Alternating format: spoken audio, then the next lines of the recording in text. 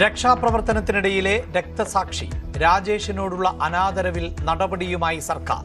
Freezer ഇല്ലാതെ മൃതദേഹം കൊണ്ടുപോയതിൽ Payyanur tahsildar KP പോളിന് suspension. രാജേഷിന്റെ കുടുംബത്തിന് എല്ലാ സഹായവും ഉറപ്പെന്ന് റവന്യൂ മന്ത്രി AP അനിൽകുമാർ.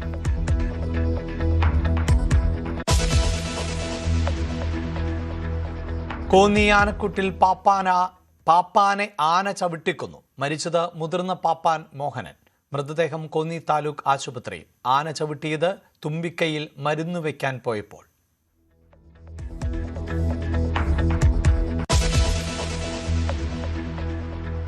അർജുൻ ആയങ്കിയെ തൂഫാൻ പോലെ തൂക്കണമെന്ന് MV ജയരാജൻ. പാർട്ടിയുമായി അർജുന് ബന്ധമില്ല. വെടിവെക്കാൻ നിർദ്ദേശം നൽകിയിട്ടില്ലെന്നും അറസ്റ്റ് ഉടനെന്നും ആഭ്യന്തരമന്ത്രി രമേശ് ചെന്നിത്തല. ഒളിവിലിരുന്ന പോലീസിനെ വെല്ലുവിളിച്ച് അർജുൻ ആയങ്കി. മുഖ്യമന്ത്രിയെ അധിക്ഷേപിച്ചതിന് ആലുവ സൈബർ പോലീസ് പുതിയ കേസെടുത്തു. ആയങ്കിയെ ഉടൻ പിടികൂടണമെന്ന് പ്രതിപക്ഷ നേതാവ്.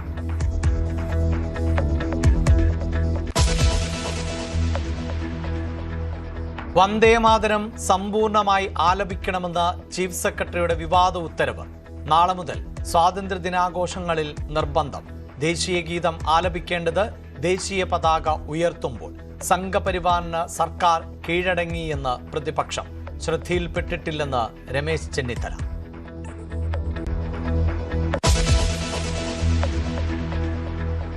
സംസ്ഥാനത്ത് ഇന്നും പരക്കെ മഴ.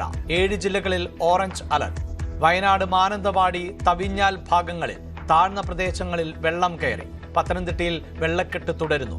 തിരുവല്ല, അപ്പർ കുട്ടനാട് മേഖലയിലെ പല പ്രദേശങ്ങളും വെള്ളത്തിനടിയിൽ. ഇടുക്കിയിൽ ഇടവിട്ട് മഴ ശക്തം.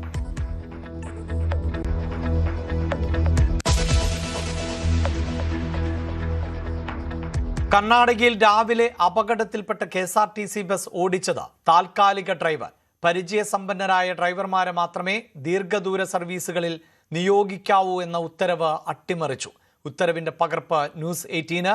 ബസിന് തകരാർ ഇല്ലായിരുന്നുവെന്ന് ഗതാഗത മന്ത്രി. ഡ്രൈവർക്ക് വേണ്ടത്ര വിശ്രമം ലഭിച്ചില്ലെന്ന ആരോപണം അന്വേഷിക്കും. അപകടത്തിൽ കണ്ടക്ടർക്കും ഡ്രൈവർക്കും ദാരുണ മരണം. പരിക്കേറ്റവർക്ക് ചികിത്സ ഉറപ്പാക്കാൻ കർണാടക സർക്കാരിൽ ഇടപെടൽ നടത്തി മുഖ്യമന്ത്രി.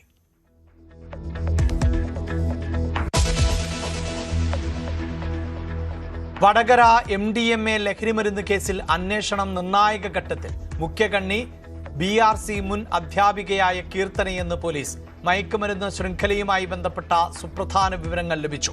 2 ദിവസം ചോദ്യം ചെയ്ത ശേഷം കീർത്തനയെ വീണ്ടും റിമാൻഡ് ചെയ്തു.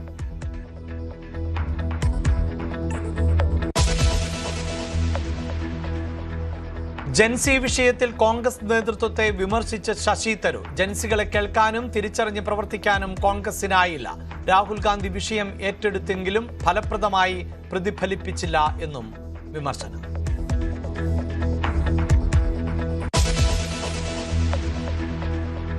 UPI സേവനങ്ങളുമായി ബന്ധപ്പെട്ട അഭ്യൂഹങ്ങൾക്ക് മറുപടിയുമായി പേയ്മെന്റ് കൗൺസിൽ ഓഫ് ഇന്ത്യ. തുടർന്നും ഉപഭോക്താക്കൾക്ക് സൗജന്യമായി ലഭിക്കുമെന്ന് വിശദീകരണം. ഉപഭോക്താക്കൾക്കും ചെറുകിട കച്ചവടക്കാർക്കും സേവനം സൗജന്യമായി തുടരും. സുസ്ഥിരമായി സേവനം നിലനിർത്തുന്നതിനുള്ള നടപടികൾ ചർച്ച ചെയ്യും.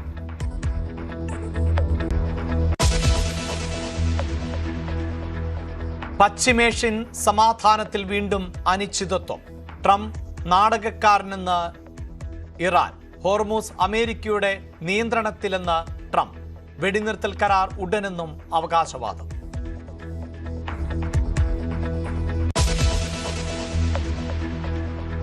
പശ്ചിമേഷ്യൻ സംഘർഷത്തിനിടെ പാകിസ്ഥാനും സൗദി അറേബ്യയും തുർക്കിയും മൈക്ക സംയുക്ത പ്രതിരോധ കരാറിൽ ഒപ്പുവെച്ചു.